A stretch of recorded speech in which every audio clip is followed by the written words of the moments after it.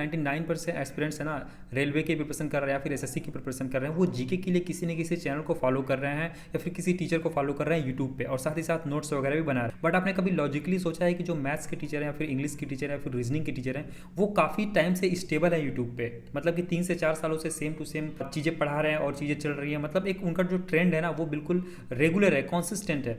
But अगर आप GK की बात करोगे तो हर एक साल जो टीचर्स हैं वो आपको नए देखने को मिलते हैं। जैसे इस बार आप देखोगे तो एसएससी परमार करके एक चैनल है, वो बहुत ज़्यादा ट्रेंडिंग में, पिछले साल कोई और था, उसके पिछले साल कोई और था, और आने वाले साल कोई और रहेगा। इस वीडियो को देखने के बाद आपका पूरा का पूरा जो पॉइंट ऑफ व्यू है ना जीके जीएस को लेके, वो चेंज हो जाएगा। मैक्सिमम स्टूडेंट्स है ना, वो सबसे पहले यूट्यूब पे जाके टीचर्स की वीडियोस देखते हैं, अच्छी सी एक नोट्स बनाते हैं उनके अकॉर्डिंग, और उसके बाद ये चीज़ें तब तक चल रही होती हैं जब तक उनका एग्जाम नहीं हो जाता। जैसे ही स्टूडेंट्स का एग्जाम होता है और एक ट्रेंड जो है ना वो खत्म होता है, तो ये टीचर्स जो है ना वो बैकफुट पे चले जाते हैं, फिर एक नए टीचर्स आते हैं। इसके पीछे का रीज़न ये है कि वो आपको रिलेवेंट कंटेंट नहीं दे रहे हैं, और जो स्टूडेंट वो भीड़ को देख के 6 या 7 महीने तक वहाँ पे प्रिपरेशन करते हैं, एक अच्छा सा नोट्स बनाते हैं, और एग्जाम होने के बाद देखते हैं कि मेरा तो यार नंबर ही नहीं आया। तो मैं हर चीज़ के बारे में बात करूँगा, किस बुक से आपको पढ़ना है, लूसेंट बुक को कैसे यूज़ करना है, और पिनेकल की आप बुक यूज़ करते हो तो उसको कैसे यूज़ करना है, और जितने भी एक्सप्लोर कर सकते हैं हम लोग जीके को लेके, हर बारे में बात करेंगे, पेपर लेवल के बारे में बात करेंगे, किस तरीके से आपको स्ट्रेटेजी बनानी है। क्योंकि देखो, पढ़ाई से ज़्यादा इंपॉर्टेंट होता है आपको स्ट्रेटेजी बनाना। अगर आप एक सही रास्ते पे चलते हो, यानी कि एग्जैक्टली वही चीज़ पढ़ते हो जो एग्जाम में आएगा, तो 100% आप अच्छा स्कोर करोगे। हर एक पॉइंट को आप नोट कर लो, सो दैट कि आपको ये चीज़ें 6 महीने तक, जब भी आपका एग्जाम कंप्लीट नहीं होता है, तब तक ये चीज़ें आपको रिवाइज होती रहे। 2 कैटेगरी में डिवाइड करूंगा। सबसे पहले तो वो जिनको सिर्फ और सिर्फ सिलेक्शन लेना है एग्जाम में, और दूसरे वो हैं जिनको टॉपर बनना है। तो ऑब्वियसली अगर आपको टॉपर बनना है तो आपको थोड़ा अलग और सबसे ज़्यादा मेहनत करना पड़ेगा, लेकिन आपको सिर्फ और सिर्फ सिलेक्शन लेना है तो उसके लिए भी मैं चीज़ें बताऊंगा कि उसके लिए आपको कितना पढ़ना है, और एक लिमिटेड सोर्स से पढ़ना है। एसएससी की एग्जाम देते हो या फिर रेलवे का एग्जाम देते हो, तो उसमें जो शिफ्ट्स है ना वो बहुत सारे होते हैं। मिनिमम यार 10 से 15 शिफ्ट होते हैं, मैक्सिमम 30, 35, 40 भी शिफ्ट्स होते हैं। तो देखो, शिफ्ट जो होता है ना बहुत इंपॉर्टेंट रोल प्ले करता है आपके सिलेक्शन में। जो शिफ्ट है वो स्टार्टिंग में ही रहता है, तो आपका जो पेपर का लेवल है ना वो ईजी रहेगा। लेकिन अगर आप शिफ्ट जो है वो जैसे जैसे आगे जाता जाएगा, वो ईजी टू मॉडरेट और मॉडरेट टू हार्ड होता जाएगा। तो जिस भी शिफ्ट में आपका एग्जाम होगा, उस शिफ्ट्स के अकॉर्डिंग आपको प्रिपरेशन करना है, क्योंकि जैसे जैसे शिफ्ट्स ऊपर जाता है, जैसे जैसे शिफ्ट्स आगे जाता है, वैसे वैसे एग्जाम का जो लेवल है ना वो आगे जाता है। ये तीनों शिफ्ट्स होते हैं ना, ईजी शिफ्ट, मॉडरेट शिफ्ट और हार्ड शिफ्ट। इसमें एक चीज़ कॉमन होती है, वो होती है ईजी क्वेश्चंस। यानी कि ईजी क्वेश्चंस हैं वो जो ईजी शिफ्ट होगा उसमें मैक्सिमम आएगा, जो मॉडरेट होगा उसमें एक मॉडरेट लेवल में ईजी क्वेश्चंस आएंगे, और जो हार्ड शिफ्ट होगा उसमें सबसे कम इजी क्वेश्चंस आएंगे। लेकिन आपको सबसे पहले इन इजी क्वेश्चंस को प्रिपेयर करना है। इजी शिफ्ट वाले स्टूडेंट्स हैं ना, वो सिर्फ और सिर्फ एक नॉर्मल सी बुक को पढ़ के, मैं बताऊंगा कहाँ से आपके सारे क्वेश्चंस आते हैं, इवन दो कि मैं एग्जांपल भी दिखाऊंगा, वहाँ से आप पढ़ के आप इजी शिफ्ट को इजीली क्लियर कर सकते हो। इजीली आप वहाँ पे मैक्सिमम स्कोर कर सकते हो। अगर 40 मार्क्स के क्वेश्चन आ रहे हैं तो वहाँ पे आपको 35 मार्क्स आप आसानी से गेन कर सकते हो, सिर्फ एक बुक को पढ़ के। लेकिन अगर आपका सिर्फ मॉडरेट में जा रहा है तो आपको इस बुक के साथ, यानी ईजी वाली बुक के साथ, आपको थोड़ा सा लेवल अप करना पड़ेगा। लेकिन अगर आपका सिर्फ हार्ड में जा रहा है तो इन दोनों चीज़ों को साथ करके आपको जो ट्रेंड चल रहा होगा उस टाइम पे एग्जाम में, उसको कवर करना होगा। मैं जस्ट एग्जांपल ले रहा हूँ कि टोटल 10 शिफ्ट होने वाले हैं, तो स्टार्टिंग के 1 से जो 3 शिफ्ट होंगी वो बिल्कुल ईजी होंगी, और 3 से जो 5 या 6 शिफ्ट होंगी वो थोड़ी सी मॉडरेट होंगी, और मॉडरेट के बाद जो शिफ्ट आएंगी लास्ट वाली 2 या 3 शिफ्ट, वो आपकी हार्ड होंगी। ठीक है, और ये ट्रेंड आपको यूट्यूब पे तो पता ही चल जाएगा कि किस तरीके का ट्रेंड आ रहा है, क्या क्या चीज़ें पूछी जा रही हैं। अगर डांस फॉर्म पूछा जा रहा है तो आने वाले शिफ्ट्स में जो डांस फॉर्म है ना उसके पूछे जाने के चांसेस मैक्सिमम है। एग्जाम हो या फिर एसएससी का एग्जाम हो, कि इस बुक से कितने क्वेश्चंस आपके फंसते हैं। भी लोग इस वीडियो को देख रहे हैं उसमें से 99% को मैं ये गारंटी दे रहा हूँ कि उनको ये पूरी बुक तैयार नहीं होगी। यहाँ पे आप जो फ्लैग देख रहे हो ना, मैंने लगा रखा है, एक एक क्वेश्चन मैं आपको दिखाऊंगा रेलवे का और साथ ही साथ एसएससी का, कि किस तरीके से ईजी शिफ्ट के 90+ क्वेश्चन जो है वो इस बुक से मिले हैं मुझे, सिर्फ इस बुक से। तो जितने भी टीचर्स हैं जो कि आपको यूट्यूब पे पढ़ा रहे हैं और आपको नोट्स बनवा रहे हैं ना, वो ईजी शिफ्ट के भी क्वेश्चंस नहीं बता पाते हैं, इवन दो कि ये बुक आपको ईजी शिफ्ट और साथ ही साथ मॉडरेट शिफ्ट और साथ ही साथ हार्डेस्ट जो शिफ्ट होती है उसके भी कुछ क्वेश्चंस करा सकता है अकेले सिर्फ और सिर्फ ये बुक। तो देखो, जो ईजी शिफ्ट से मॉडरेट शिफ्ट में अगर आप जाओगे ना, तो मॉडरेट शिफ्ट में कुछ क्वेश्चंस होते हैं, जैसे फोक डांस होते हैं, इकोनॉमिक्स से क्वेश्चंस होते हैं, साइंस के क्वेश्चन होते हैं, ये थोड़े से जो है ना इनका लेवल अप हो जाता है, ये थोड़े से इसमें एडेड होने लगते हैं। और जैसे ही आप हार्डेस्ट शिफ्ट में जाओगे, इसमें ईजी वाले क्वेश्चंस कम हो जाएंगे, इकोनॉमिक्स के क्वेश्चन, डांस फॉर्म के क्वेश्चंस और साथ ही साथ आपके करंट अफेयर्स वगैरह के क्वेश्चन, ये थोड़े से आपके बढ़ जाएंगे हार्डेस्ट शिफ्ट में। ईजी टू हार्डेस्ट शिफ्ट की तैयारी कैसे करनी है एग्जैक्टली, और कौन कौन सी बुक्स वगैरह फॉलो करनी है, और किस तरीके से आपको नोट्स बनाना है, और किस तरीके से आपको इस बुक को पढ़ना है, सो दैट कि आप बिल्कुल इंटरेस्टिंग तरीके से पढ़ो और बिल्कुल कम टाइम में आप ज़्यादा गेन कर पाओगे। रेलवे के जो प्रीवियस ईयर हुए हैं अभी लेटेस्ट वाले, वो उनके सारे के सारे क्वेश्चन किस बुक से आ रहे हैं और कहाँ से आ रहे हैं। ठीक है, तो सबसे पहले यहाँ पे मैंने लूसेंट ले रखा है और देखते हैं कि लूसेंट से कितने क्वेश्चन फंसते हैं। और आप देखोगे कि आपका जो माइंडसेट है ना वो बिल्कुल चेंज हो जाएगा इस बुक को लेके, क्योंकि इस बुक को 99% यार मतलब मैक्सिमम लोग जो है ना वो ढंग से पढ़े ही नहीं होते हैं। तो देखो यहाँ पे पहला क्वेश्चन है, निम्नलिखित में से कौन सा स्मारक दिल्ली में स्थित नहीं है। यहाँ पे आप पेज नंबर 36 पे जाओगे ना, बुलंद दरवाजा का निर्माण अकबर ने गुजरात विजय के उपलक्ष्य में कराया था, देख रहे हो यहाँ पे। तो पहला क्वेश्चन यहाँ पे आपको मिल गया। तो जो रेलवे के एग्जाम होते हैं ना उसमें क्वेश्चंस मिक्स होते हैं, यानी कि एक रीजनिंग का आएगा, फिर एक मैथ्स का आएगा। प्रार्थना समाज के संस्थापक कौन है? कि प्रार्थना समाज 1869 में केशव चंद के सहयोग से M.G. रनाड़े, आत्मारंग पांडुरंग, देवेंद्रनाथ ठाकुर आदि ने किया था। किस सिख गुरु ने खालसा पंथ की स्थापना की? 1699 में वैसाखी के दिन गुरु गोविंद सिंह ने खालसा पंथ की स्थापना की। स्वराज मेरा जन्मसिद्ध अधिकार है और मैं इसे लेकर रहूंगा, ये किसने कहा था? स्वराज हमारा जन्मसिद्ध अधिकार है, ये बाल गंगाधर तिलक ने कहा था। देखिए साइंस एंड टेक्नोलॉजी से क्वेश्चन है, निम्नलिखित में से कौन सा DRDO द्वारा विकसित एक मल्टी बैरल रॉकेट सिस्टम है? पिनाका के बारे में दिया है ना, पिनाका ये एक मल्टी बैरल रॉकेट है और स्वदेशी तकनीकी से DRDO द्वारा विकसित किया गया है। निम्नलिखित में से कौन सी बीमारी विषाणु से होती है? यार देखो यहाँ पे क्लियरली मेंशन है, यहाँ पे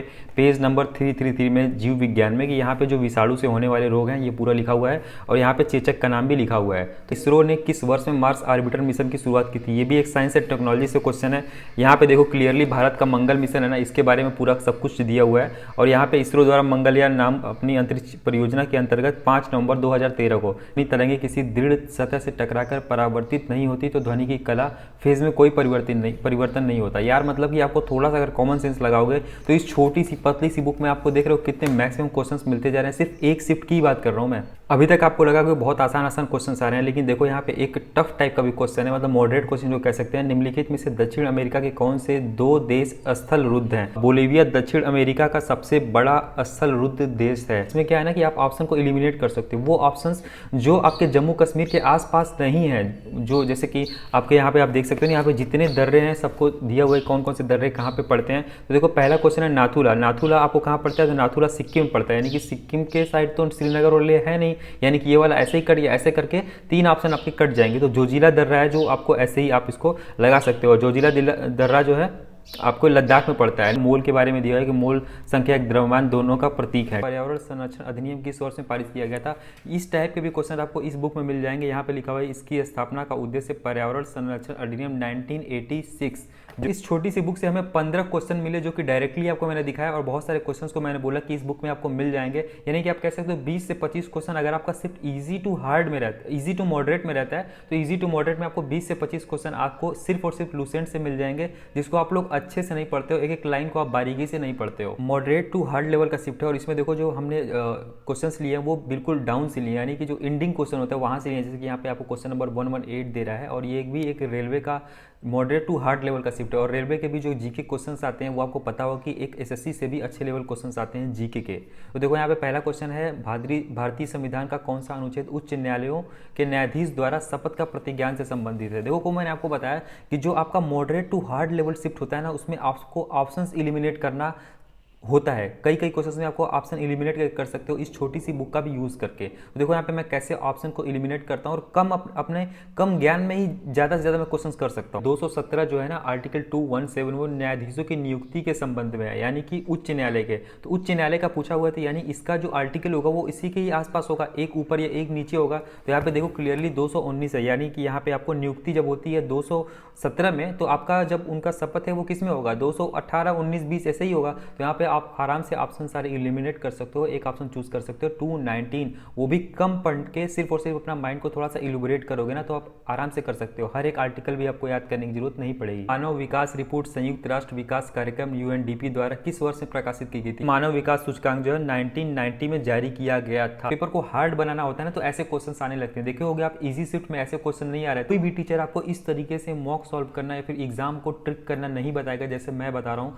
देखो यहाँ पे मौर्य शासन के दौरान निम्नलिखित में से किस प्रांत को कर्नाटक में सोने की खान का केंद्र माना जाता था? ठीक है, तो यहाँ पे कर्नाटक दिया हुआ है, आप सबको पता होगा अगर आप थोड़ा भी पढ़ाई करते हो तो कर्नाटक कहाँ पे है? वो साउथ साइड में है। और उज्जैनी, तक्षशिला और तोसाली जो है वो किस साइड में है इंडिया के? वो हम लोग के उत्तर साइड में है। तो जो सुवर्णगिरी है वही ऑप्शन होना चाहिए। लेकिन इस बुक में भी आप देख सकते हो कि यहाँ पे लिखा हुआ है कि जो दक्षिणा पथ है वहीं पे सुवर्णगिरी था, ठीक है। और सुवर्णगिरी कहाँ पे था? दक्षिणापथ में। तो यहाँ पे क्लियरली मेंशन है ना। तो अगर आप इस बुक को पढ़े रहते तो आपको पता चलता कि जो सुवर्णगिरी है वो दक्षिण में है और दक्षिण में आपका कर्नाटक भी है, यानी यही ऑप्शन आपका क्लियर हो जाता। तो इस तरीके से आपको ऑप्शन इलिमिनेट करके भी पढ़ना है। जो आपको मैंने बताया ना, मॉडरेट से जब हार्ड लेवल में पेपर जाता है तो आप 2 से 3 ऑप्शन को इलिमिनेट भी कर सकते हो इजिली। किस पंचवर्षीय योजना, देखो यहाँ पे पंचवर्षीय योजना के बारे में पूछा गया और यहाँ पे क्लियरली मेंशन है कार्य और उत्पादकता। इसमें से कोई भी ऑप्शन आपको यहाँ पे दिख जाए तो वही ऑप्शन आपका हो जाएगा। तो यहाँ पे 7वीं पंचवर्षीय योजना, सारी की सारी पंचवर्षीय योजना तो इस बुक में दिया हुआ है। बहुत सारे टीचर्स लोग ट्रिक्स वगैरह से पढ़ाते हैं, लेकिन मैं आपको बताऊं कि अगर आप वाकई में एग्जाम निकालना चाहते हो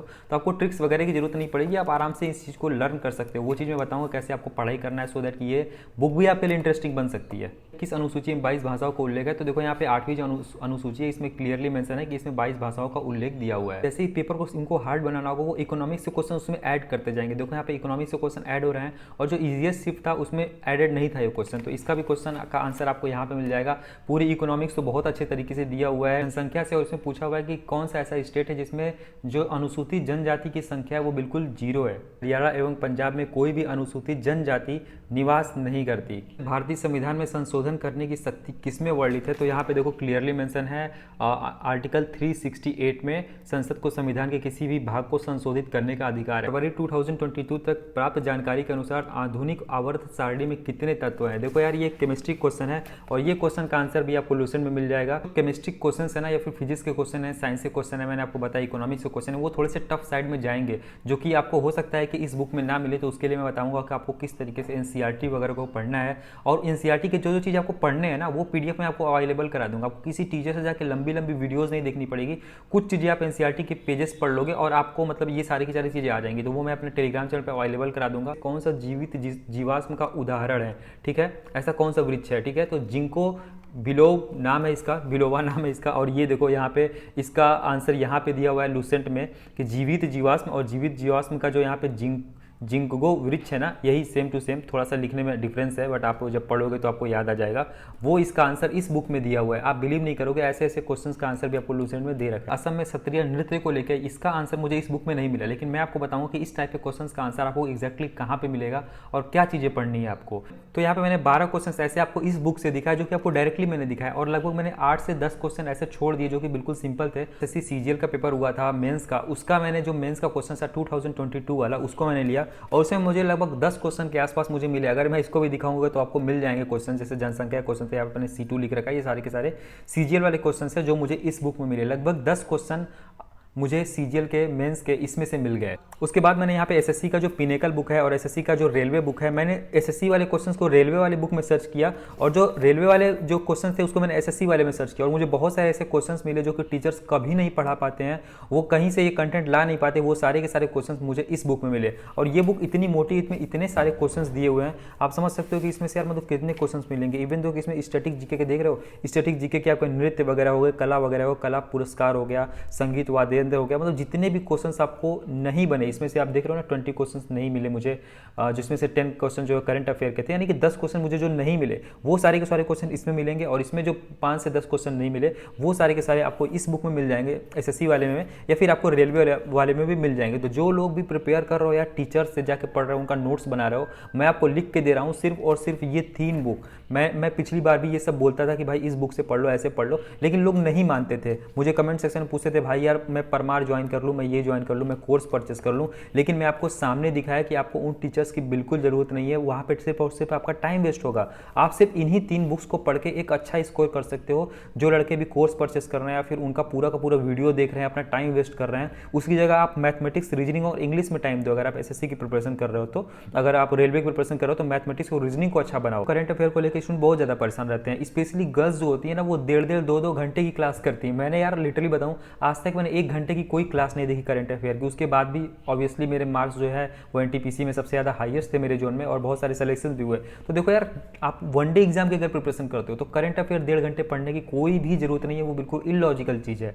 ठीक है, मैं हमेशा कहता हूँ यार आपको ट्रैक पे रह के पढ़ना है, ऐसा नहीं कि आप ये भी पढ़ रहे हो वो भी पढ़ रहे हो, जो जरूरत है वही तो पढ़ोगे आप। तो देखो यहाँ पे करंट अफेयर के लिए आपको जो गौरव सर है ना, उनकी एक मास्टर वीडियो आती है। जब भी आपका एग्जाम रहे, जैसे आपका एग्जाम 1 महीने बाद है, तो एग्जाम डेट के 1 महीने पहले से आपको करंट अफेयर तैयार करना है, क्योंकि करंट अफेयर जो चीज़ होती है ना, ये आपको भूलने लगती है। जैसे अभी आप 1 घंटे आज पढ़ा आपने, उसको रिवाइज करोगे, फिर रिवाइज करोगे, आपको 4 बार रिवाइज करने की जरूरत क्या है? आप एक बार पढ़ो 1 महीने पहले और आपको 1 महीने तक तो याद ही रहेगा, 15-20 दिन याद रहेगा, और जल्दी से जाओ एग्जाम दे के और उसको भूल जाओ, क्योंकि करंट अफेयर तो हर साल चेंज होता रहता है। तो देखो, जिसको जितना वैल्यू देना है ना उतना ही वैल्यू दोगे तो आप आराम से और बिल्कुल आसानी तरीके से आप एग्जाम को क्रैक कर ले जाओगे। अधिक से अधिक स्कोर करना है तो मंथली वाली वीडियो देख लो, तो गौरव सर की वीडियो देख लो, वही इनफ है। लेकिन अगर आपको लगता है कि नहीं यार मुझे तो और भी पढ़ना है, मतलब जस्ट मैं एक एग्जांपल दे रहा हूँ कि और भी पढ़ना है, फिर मुझे टॉपर बनना है, एक भी करंट अफेयर क्वेश्चन नहीं छोड़ने, तो आप एडुटेरिया की जो करंट अफेयर होती है उसको बाई करो, 6 महीने वाली या फिर 1 साल वाली जो भी आती है उसको परचेस करो, और परचेस करने के बाद उसको पढ़ लो, ठीक है। बस ये 2 चीज़ें।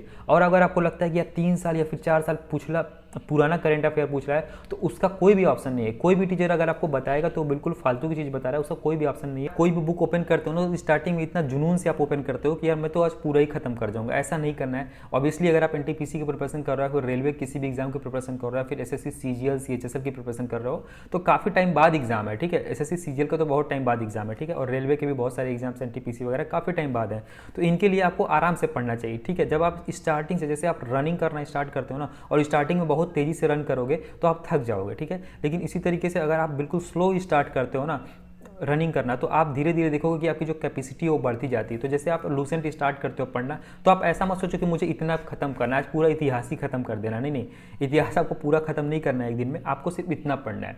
आप इतना पढ़ो, कोई भी टॉपिक उठाओ जो भी आपको इंटरेस्टिंग लगता है, जैसे कि आपने मौर्य समाज उठाया, मतलब इतिहास में कोई टॉपिक उठाया, फिर इतिहास स्टार्टिंग से पढ़ना चाहते हो तो आप पहला टॉपिक उठाओ, जैसे चीनी लेखक है, इनको आप फैयान पढ़ लो, संयुगन पढ़ लो, हेनसोंग पढ़ लो, आप इतना ही पढ़ के छोड़ दो। आज पूरा पढ़ो ही मत, इसको पढ़ो। आप खुद देखोगे कि जो अगले दिन आपकी जो उत्सुकता है ना वो बढ़ जाएगी इस टॉपिक को लेकर, और फिर आप आगे पढ़ोगे और आपको ये याद भी रहेगा, ठीक है। तो आप बस इतना पढ़ो, अगले दिन इतना पढ़ो, अगले दिन इतना पढ़ो, आप देखोगे खुद ही आपका माइंड बोलेगा थोड़ा सा और पढ़ लेता हूँ, और ये बुक इतनी इंटरेस्टिंग हो जाएगी। दूसरी चीज़, आप पेंसिल लेके पढ़ो, आप बुक को ये मत सोचो कि मुझे बचा के रखना है, हालांकि मैं बचा के रखा हूँ क्योंकि मैं इसको पढ़ा नहीं हूँ अभी, तो आपको बचा के नहीं रखना है, आपको इसको लाइन कर सकते हो। पहली बार पढ़ोगे जब आप, तो आपको उतना इंटरेस्ट नहीं आएगा, आपको उतना मजा नहीं आएगा, कुछ चीज़ें याद भी नहीं होगी। लेकिन आप जैसे मैंने आपको बताया ना 10 दिन बीतेंगे, आप इतना इतना पढ़ के जब 10 दिन आप बिताओगे इस बुक के साथ, तो आप इस बुक के साथ गो थ्रू होगे, ठीक है। और ये बुक आपसे ना कनेक्ट होगी, जैसे ही चीज़ें आपसे कनेक्ट होगी ना, आपका सिलेक्शन होने लगता है भाई, ठीक है।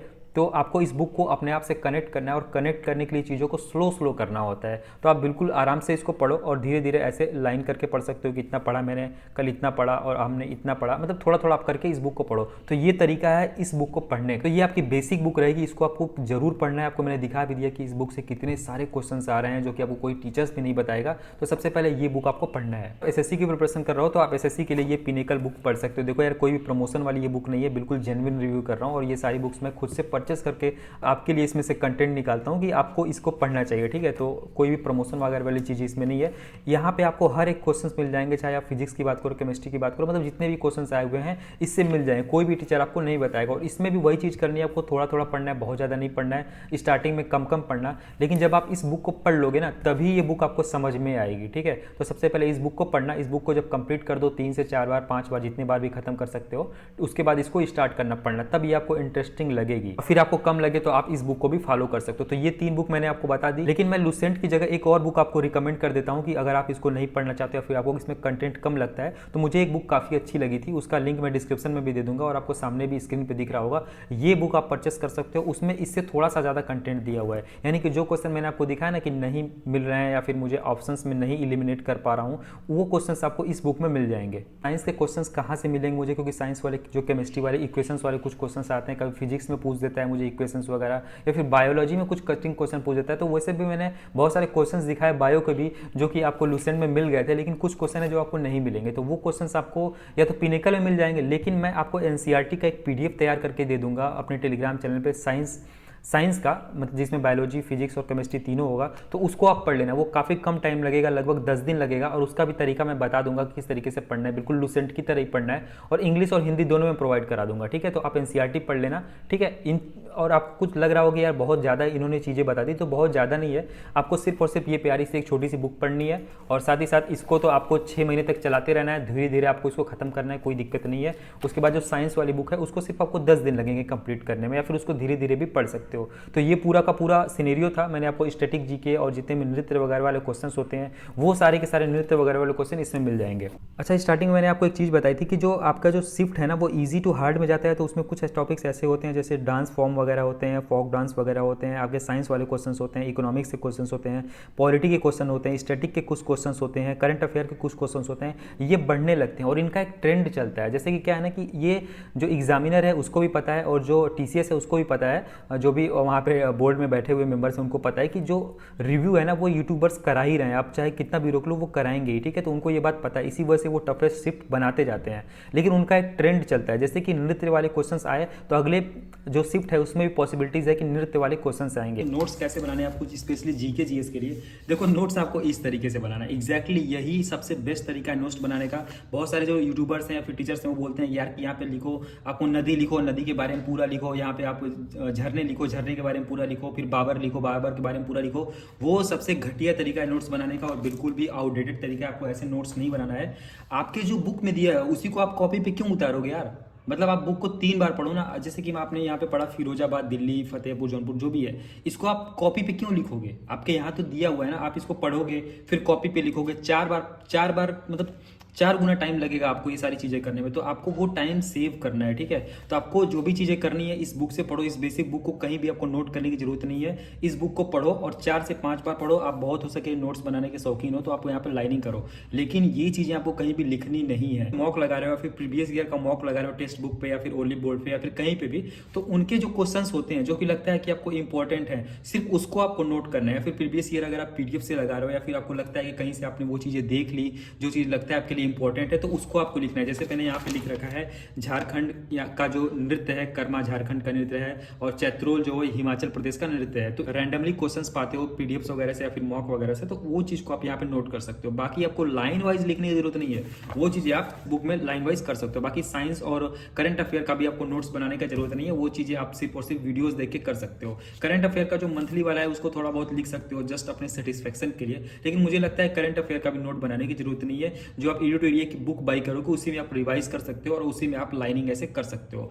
तो नोट्स बनाने का यही सिंपल सा और सबसे बेस्ट तरीका है कि आप चीज़ों को ऐसे नोट कर लो जो भी आपको इंपॉर्टेंट लगता है। सो गाइस, आई थिंक कि आपको सारी बातें समझ में आ गई होंगी। इस वीडियो बनाने में मुझे काफ़ी ज़्यादा मेहनत लगा था। मैंने इस बुक को रिसर्च करने में और साथ ही साथ जितने भी शिफ्ट्स होते हैं उसके एक एक क्वेश्चन को ढूंढने में कि मुझे इस बुक में मिलेगा या फिर इस बुक में मिलेगा, और सारी प्लानिंग करने में, सो दैट कि आपका सिलेक्शन कम इफोर्ट में हो पाए और जितनी भीड़ है बाकी चैनल्स पे उनसे आप अलग हो पाओ।